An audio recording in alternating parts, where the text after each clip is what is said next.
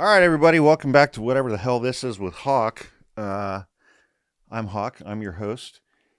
It's about 10 p.m. on Tuesday, December 3rd. So today's been a little bit of a day. Um, the president, I guess, of South Korea uh, declared martial law, which can be overridden by their version of Congress. I think it's called the Assembly. The Assembly unanimously overruled his declaration of martial law. And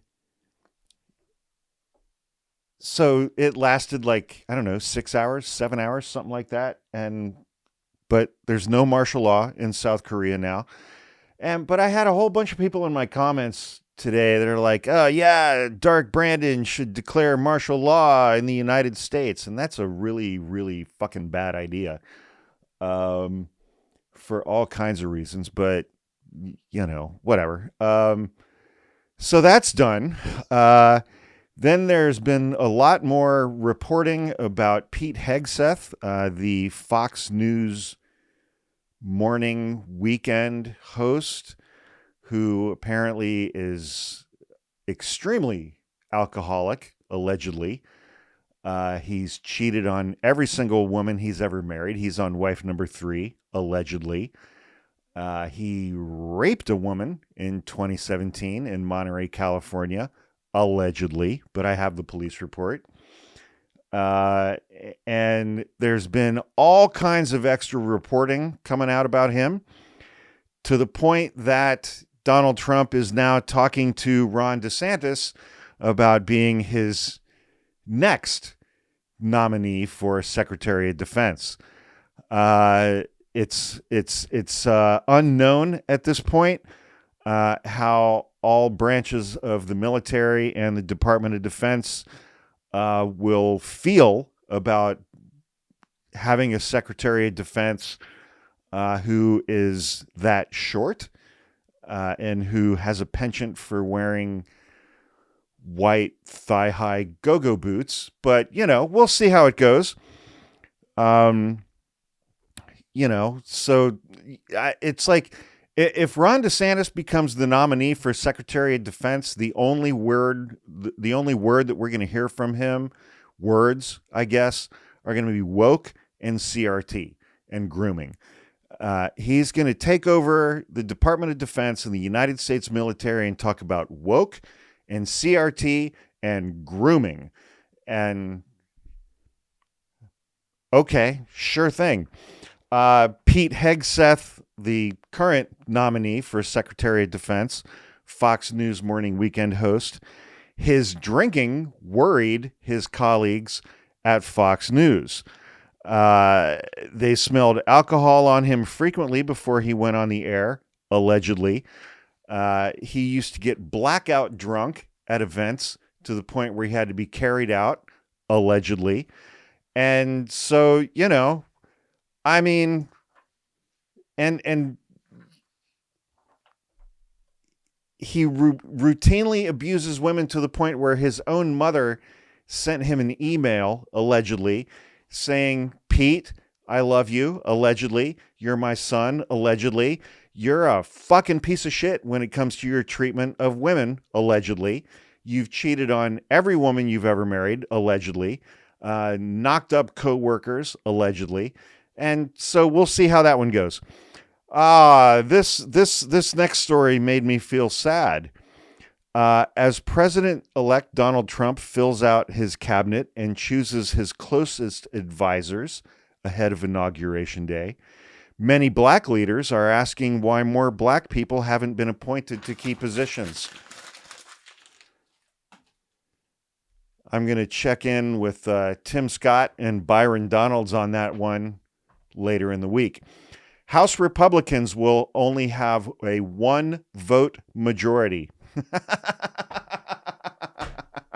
And it's not even a majority. The final count for House seats going in, there are 435 seats in the House of Representatives. Republicans won 220 seats. Democrats won 215. Donald Trump took 3 of those Republicans for his cabinet, meaning that Republicans will only enjoy a 217 to 215 advantage for the first 6 or 8 months of the 119th Congress. You have to have 218 to have an actual majority. Republicans are going to have 217. So they're going to have a 1-seat majority without having an actual majority.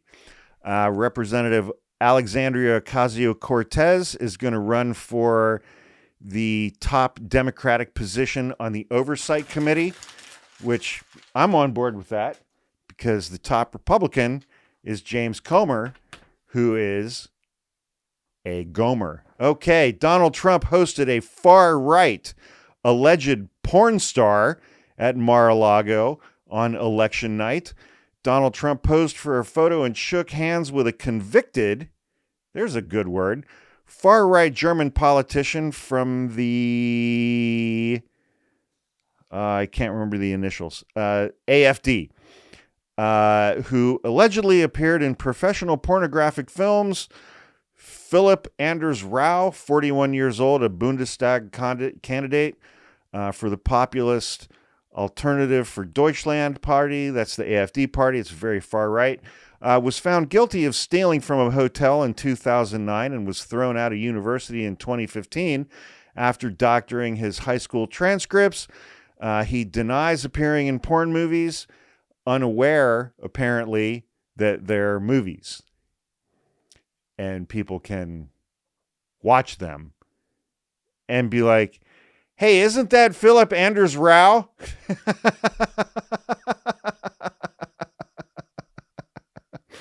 All right.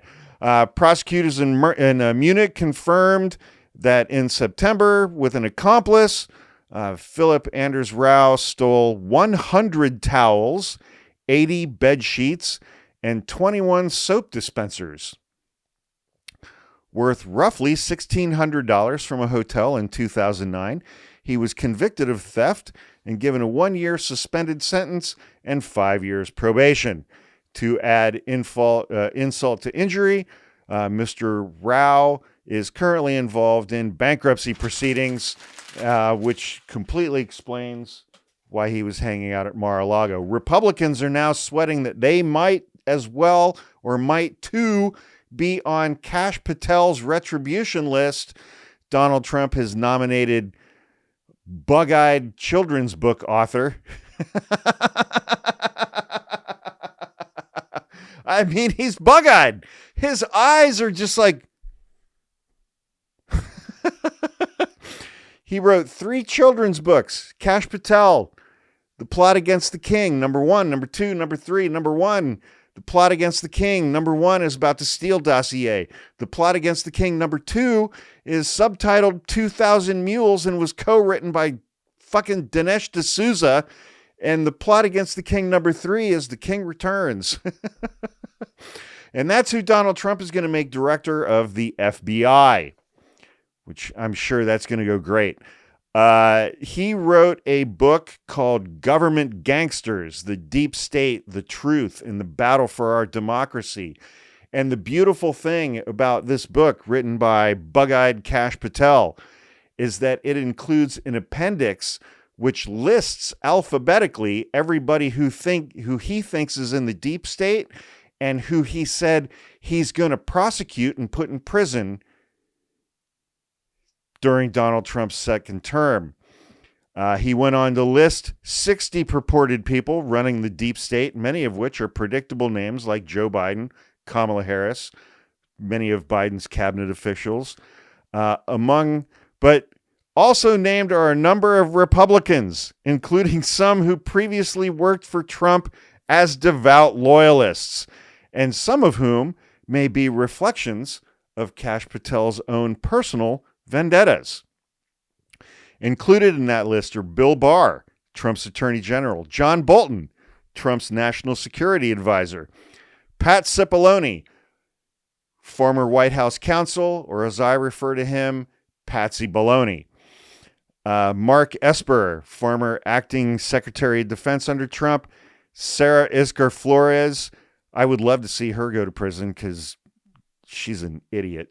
I don't want to see her go to prison. I would just like to see her go through some things because she's a disingenuous, lying dumpster fire, allegedly. Many people are saying, I've heard. I have no personal knowledge of that. Also included on the list, Trump's first Attorney General, Jeff Sessions, Alyssa Farah Griffin, former, and Stephanie Grisham, comms directors, Robert Mueller, James Comey, Christopher Wray.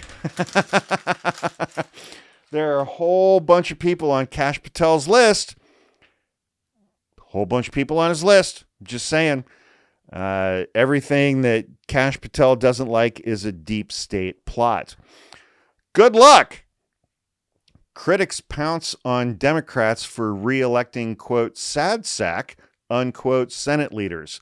So, heading into a theocratic authoritarian regime, Democrats in the Senate thought it would be absolutely amazeballs to re-elect Chuck Schumer as the Democratic leader in the Senate, with his number 2, Dick Durbin, his number 3 and 4, Elizabeth Warren, and Mark Warner. More Chuck Schumer as Senate Minority Leader, said investor Tom Hearden. Good luck with that. It would be cool if the Democrats would try something other than the sad sack Doolittle centrism that Schumer represents, said Blue Sky user Greg Pack. Since there are so few members of Congress older than Schumer, I'm glad to see that the Dems are going all in on dynamic young leadership. God help us, in a choose your fighter moment, they chose a glad-handing Care Bear. I would like any sign that senior Democrats understand that we're about to enter an unprecedented emergency. Any sign at all. Tough shit. Lawmaker moves to force release of Matt Gaetz report. Representative Sean Casten, Democrat from Illinois, right on Sean, introduced an updated privileged resolution to try to force the bipartisan House Ethics Committee to release its investigative report on former Florida Matt Gaetz. Dude's a pervert. He sex trafficked minors, allegedly. Trumpists don't seem to mind claims of sexual assault. I'm going to leave that headline alone. This one I love. John Tester, the recently defeated incumbent Democratic senator from the state of Montana, is not particularly interested in addressing the latest D.C. drama surrounding President Biden's pardon of his son, Hunter, said Tester when questioned by the media. I'm about to get the fuck out of here. Go ask somebody else. Speaking of Dinesh Douchebag D'Souza, producer of the 2000 Mules movie, which was full of debunked claims of election fraud,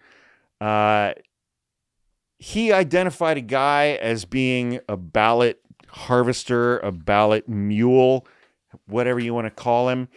Dinesh D'Souza introduced today an apology to that man because Dinesh D'Souza doesn't want to get sued. Donald Trump, they're still counting votes. Donald Trump has fallen just below 50% in the popular vote.